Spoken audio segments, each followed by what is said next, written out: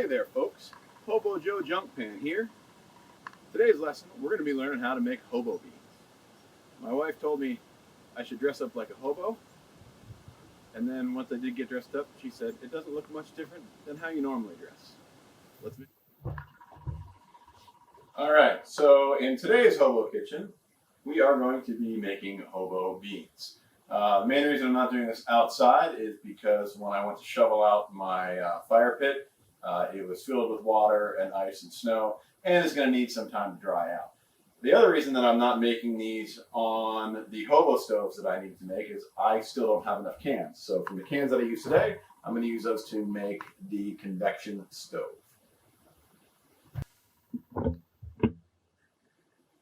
Beans. These will be rinsed to reduce the odoriferous emanation that beans are so well known for.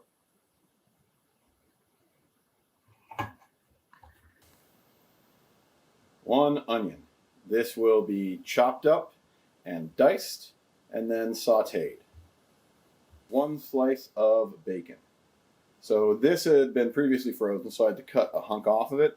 And just so everybody knows, when you get your regular bit of baked beans, that large piece of salt pork or large piece of bacon is referred to, or the largest piece is the boss bean. And whoever gets the boss bean out of the can of beans becomes the winner of that round of beans. Brown sugar. I did not have to pay any tax to the British on this.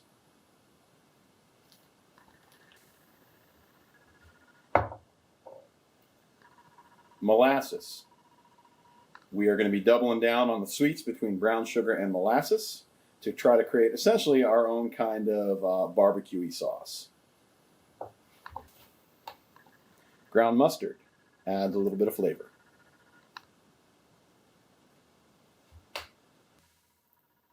Salt and pepper, for obvious reasons. Next up, my secret weapons. We're going to add a little bit of Parmesan rind to give it some more salty goodness. And then at the end, if we need to, a little bit of red wine vinegar to give it that nice little tang. Onward to the cooking. So I will be cooking in a cast iron over medium heat. And while I am letting the bacon heat up, I will be then chopping the onions. So I feel like the prime candidate for boss bean is going to be that guy right there or that one right there. So as you can see here, we've got the bacon starting to render its fat. My next step is going to be to add the onions. You can see I got them a little minced here. And so my hobo name, as you heard, is Hobo Joe Junk Pan. The way that I came about that was my wife and I were first dating, and then eventually, got married. We were doing an inventory of each other's things, and she came to realize that all of my pans and cookware that I had were complete garbage. And she, at that point, christened me Hobo Joe Junk Pan.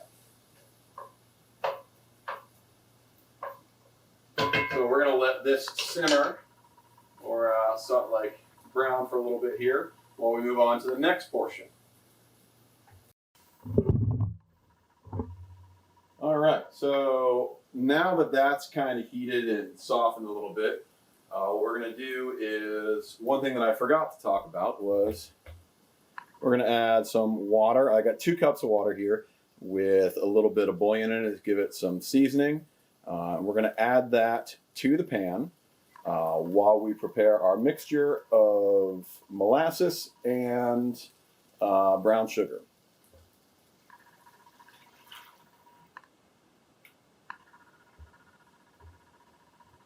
Turn the heat up a bit.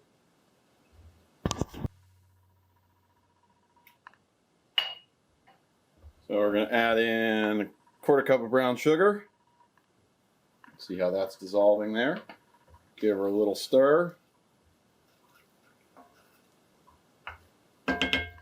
Next up, the molasses. Here comes the molasses that I managed to dump all over myself.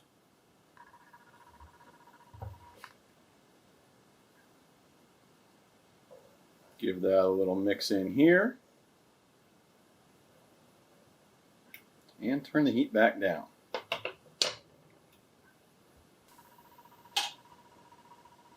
So now that that's starting to simmer, we're going to add the beans. And give that a little stir to mix everything in. It's been a while since I've made beans like this. When I worked for the wilderness school, I would very often make dishes such as this to a varying degree of success.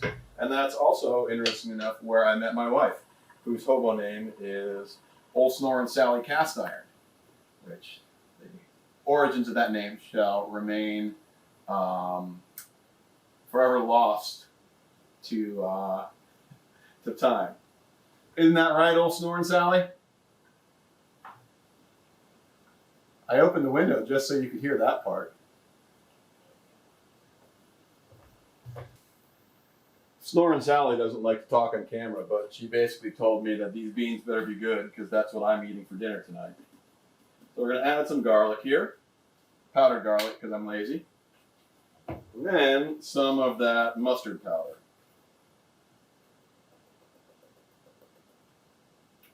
I'm going to bring the heat back up. And then we're just going to let it pretty much simmer.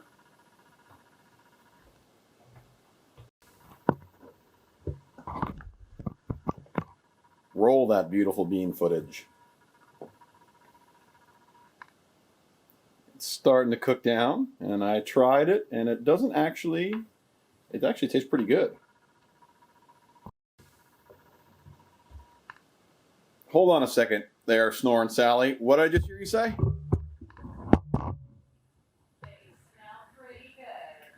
Huh. Old Snorin' Sally Cast Irons, one tough customer to please.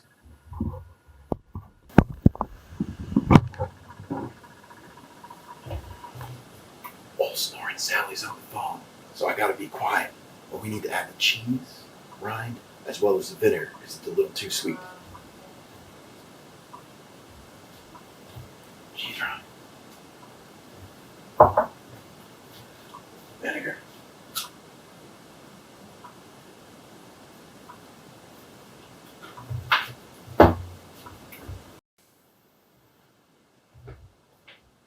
So as this is simmering, give it a little stir here. We're almost getting to the point of being done. The proper serving dish is going to be one of these nice enameled cups. It is multi-purpose, durable, and so that's what I'll be eating my beans out of.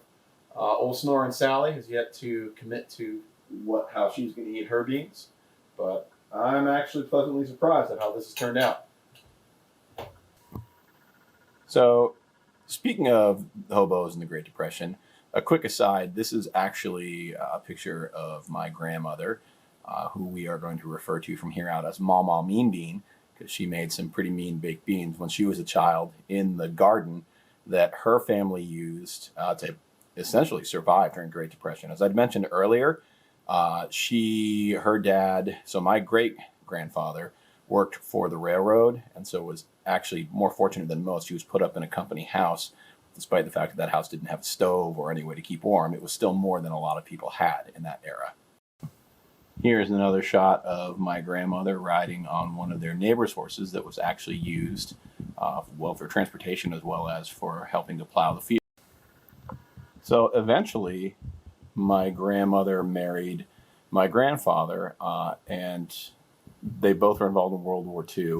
My grandfather was in the Marines and then the Army Corps of Engineer after World War II, and my grandmother was a nurse. And so after the Great Depression, after World War II, they were able to, because of that post-war explosion in production, as well as jobs, they were able to live a much better life than, where and how she had grown. So we can see here, we got my mom right there, and then grandma, grandpa, that's Howard Harfagar III, and grandpa and Nancy. And they then went on. the coolest hobo of all time right there, that would be Hobo Joe Junk Pan at age, I believe, 8 or 9. Anyways, back. So we can see here it is cooked down significantly. A lot of that water has evaporated and things are starting to firm up, and they look and taste like baked beans. They're pretty awesome, actually. All right, got my cup of beans. All right, Hobo Joe Junk Pan coming to you live from Sock Rock. My can of beans, bean appetit.